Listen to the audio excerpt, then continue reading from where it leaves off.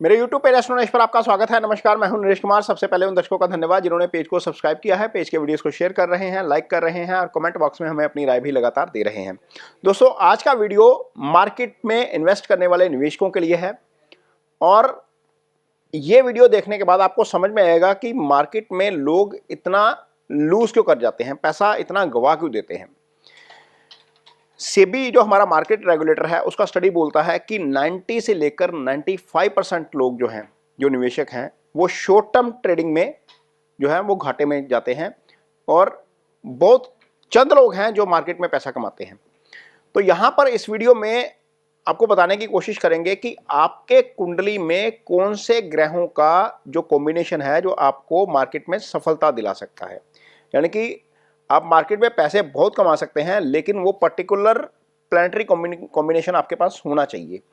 यदि आप किसी अच्छे विशेषज्ञ की सलाह लेंगे या किसी अच्छे एस्ट्रोलॉजर की सलाह लेंगे तो वो आपको कुंडली देखते ही बता देगा कि आपको मार्केट में इन्वेस्ट करना चाहिए या नहीं करना चाहिए। ये चीज़ें कुंडली देखते ही पता लग जाती हैं। एक अच्छा एस्ट्रोलॉजर तो आपको बता सकता है। तो खैर, कुंडली पे आते हैं। तो सबसे पहले जो कुंडली है उसमें 12 भाव होते हैं। ये कुंडली आपके सामने है, सबको पता है 12 भाव होते हैं। इसमें एक 11वां भाव आय का होता है, दूसरा भाव होता है धन का। जो कुंडली का दूसरा भाव होता है धन का। ये बहुत इंपॉर्टेंट फैक्टर है। इन दोनों घरों का कारक होता है जुपिटर। जुपिटर कुंडली में भाग्य स्थान का भी कारक है, आय स्थान का भी कारक है, धन स्थान का भी कारक है, पंचम का भी कारक है। पंचम वैसे सुप्त भाव होता है, लेकिन इजी गेन्स आपको लाइफ में यहीं से मिलते हैं। यदि ये 4 भाव आपकी कुंडली में अच्छे हैं तो निश्चित तौर पर आपको मार्केट में सफलता मिल सकती है। लेकिन ये सिर्फ एक फैक्टर है। यहां पर कुंडली में साथ साथ आपको भाव भी बता रहे हैं।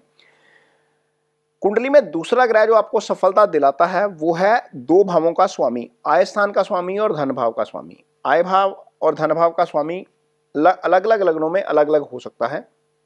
जैसे मान लीजिए मेष लग्न की पत्रिका है, तो मेष लग्न की पत्रिका में आय भाव का स्वामी शनि हो जाएगा और आपका धन भाव का स्वामी शुक्र हो जाएगा। तो कुंडली में ये दोनों ही ग्रह अच्छे होने चाहिए। यदि हम कुंभ लग्न की पत्रिका निकालेंगे तो दोनों में ही गुरु ही जो है वो आय और धन भाव का स्वामी हो जाएंगे। यदि हम सिंह लग्न की पत्रिका निकालेंगे तो उसमें बुध ही जो है वो आय और धन भाव दोनों के स्वामी हो जाएंगे। तो बुध का इन आय भाव और धन भाव के स्वामी होने के कारण के नाते होना भी अच्छा है। बुध का मार्केट का ट्रेड का कारक होने के कारण भी जो है वो कुंडली में होना अच्छा है। तो मोटे तौर पर आय भाव, धन भाव, पंचम भाव आपका बुध, गुरु और लगन का स्वामी यदि ये मजबूत स्थिति में है तो निश्चित तौर पर आपको बाजार में अच्छे रिटर्न्स मिल सकते हैं। लेकिन ये सारे ग्रह अपनी जगह ठीक है। एक ग्रह जो सबसे ज्यादा इंपॉर्टेंट रोल प्ले करता है और जिसके बारे में बहुत कम चर्चा होती है वो है आपका चंद्रमा। चंद्रमा आपके इमोशंस का कारक है।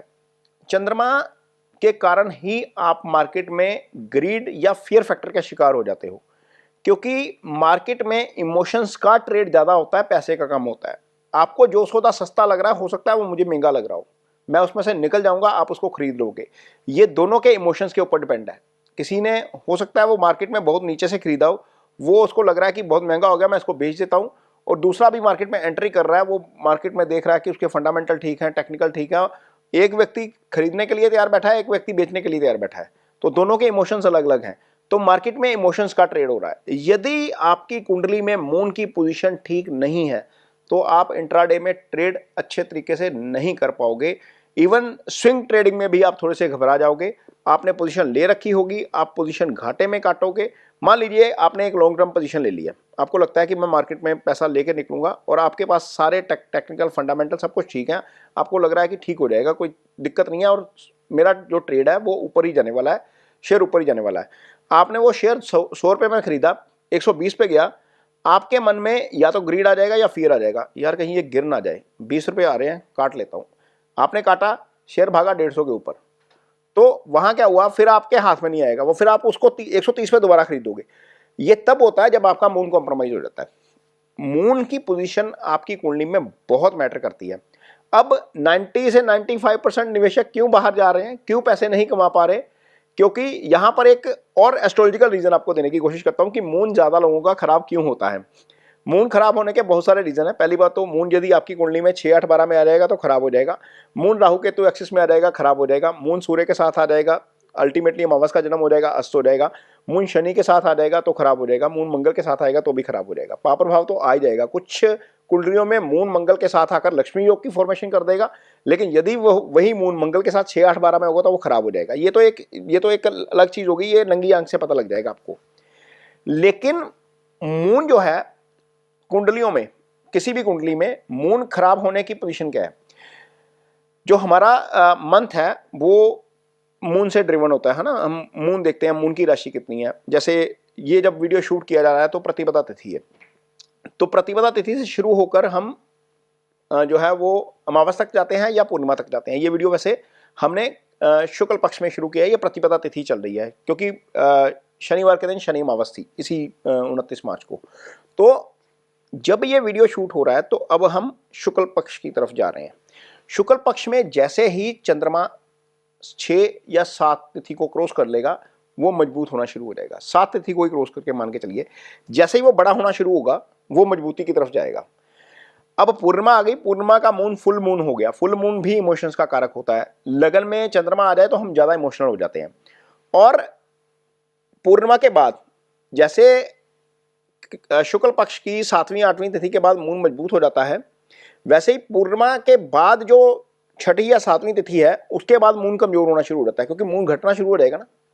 जैसे ही मून घटना शुरू हो जाएगा वो कमजोर हो जाएगा। तो मोटे तौर पर यदि हम मून की मजबूती देखें तो 30 में से लगभग 10 दिन ही मून मजबूत रहता है, 20 दिन मजबूत नहीं रहता। इसका मतलब जितने भी लोग पैदा हो रहे हैं एक महीने में, लगभग 65% लोगों की कुंडली में मून इस तरीके से ही कमजोर हो जाएगा अपनी मूवमेंट के हिसाब से। और यदि इस बीच मून आपका कमजोर नहीं है, आपने मान लीजिए पूर्णिमा के इर्द गिर्द जन्म लिया है, पूर्णिमा के 5 दिन पहले या 5 दिन बाद जन्म लिया है, तो मून आपका मजबूत है। लेकिन यदि वो मून आपका पाप प्रभाव में आ जाएगा, 6, 8, 12 में चला जाएगा, राहु के तो एक्सेस में चला जाएगा, तो वो मून भी खराब हो जाएगा। तो कुल मिलाकर 80-90% लोगों का मून ऐसे ही खराब हो जाता है।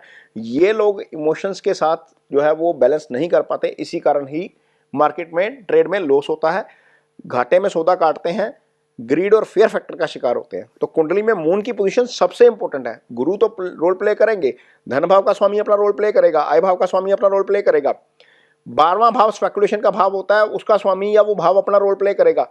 लेकिन मून सबसे इंपॉर्टेंट है। यदि मून कुंडली में अच्छा नहीं है तो इंट्राडे ट्रेड में मत जाइए, आप फंस जाएंगे।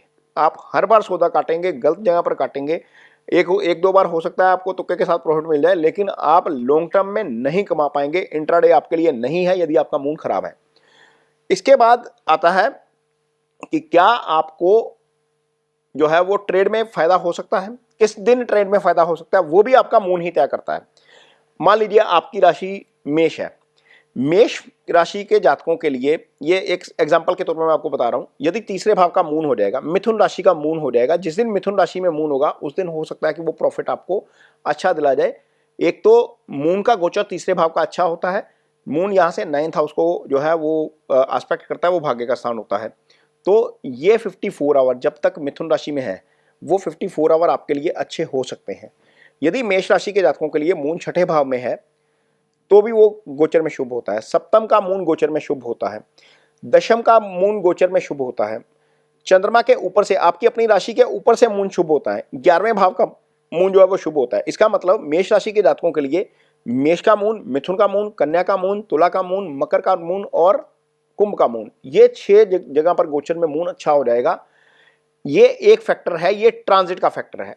आपकी कुंडली में क्या स्थिति है मून की, वहां से मून की पोजीशन क्या होगी, आपका मून कौन से नक्षत्र में है। और नक्षत्र यदि हम जब हम देखते हैं तो तारा चक्र देखते हैं, तारा चक्र हर कुंडली में होता है। तो तारा चक्र से देखेंगे कि आपका फेवरेट नक्षत्र कौन सा है, क्या मून आज उस नक्षत्र में है। फिर हम देखेंगे समुदायिक अष्टक वर्ग, ये तीसरा चार्ट है जो मून को ही एनालाइज करता है। समुदायिक अष्टक वर्ग में मान लीजिए मेष राशि से आपका मून का गोचर ठीक है, लेकिन समुदायिक अष्टक वर्ग में आपकी मेष राशि की पॉइंटिंग 0 आ गई या 1 आ गई तो वो मून आपके लिए कमजोर हो जाएगा। तो जब एक एस्ट्रोलॉजर इसको एनालाइज करने बैठता है तो आपको बुरे तरीके से बता सकता है आपको कि आपके इस महीने के ट्रेड के दिन कौन कौन से हैं। यदि आप उस कैलकुलेशन के जरिए चलते हैं या उस कैलकुलेशन को फॉलो करते हैं तो बहुत ज़्यादा संभावना बढ़ जाती है कि आप नुकसान से बच जाएं। हो सकता है आपको यदि 20 दिन ट्रेड हो रहा है महीने में या 19 दिन ट्रेड हो रहा है, आपको 9 दिन बाहर ही बैठना पड़े, आप ट्रेड ना ही करें। वो नुकसान से अच्छा है कि आप ट्रेड ना करें। इस एक महीने में हम 8 या 10 दिन ऐसे निकाल सकते हैं जब आपके मून की पोजीशन आपके चार्ट के अकॉर्डिंगली बहुत फेवरेबल होती है। तो यदि वो 8 या 10 दिन कोई एक एस्ट्रोलॉजर आपके चार्ट को देख के एनालाइज कर ले तो निश्चित तौर पर आप बाजार में लॉस में नहीं निकलेंगे। सिर्फ एक फैक्टर, यदि हम इमोशंस को कंट्रोल कर पाए तो हम बहुत सारा पैसा नुकसान होने वाला बचा लेंगे, हमारे मुनाफे की गुंजाइश जो है वो थोड़ी सी ज़्यादा बढ़ जाएगी। ये एक जो वीडियो बनाया है ये एस्ट्रो एनालिसिस के लिए है सिर्फ, इसमें कोई भी कहीं ट्रेड की सलाह नहीं है। जैसे मैंने मेष राशि को बोला कि तीसरे, छठे, 7वें या राशि के ऊपर से या 10वें 11वें से है चंद्रमा, तो आपको फायदा हो सकता है, निश्चित तौर पर फायदा हो सकता है, आपका वो दिन अच्छा रह सकता है। लेकिन ये जरूरी नहीं कि उस दिन आपको ट्रेड में भी फायदा हो जाए, उसके लिए आपके दूसरे फैक्टर भी काम करेंगे, वो आपकी इंडिविजुअल कुंडली के ऊपर डिपेंड करेगा। तो ये वीडियो आपको कैसा लगा इस पर कमेंट बॉक्स में अपनी राय जरूर दीजिए।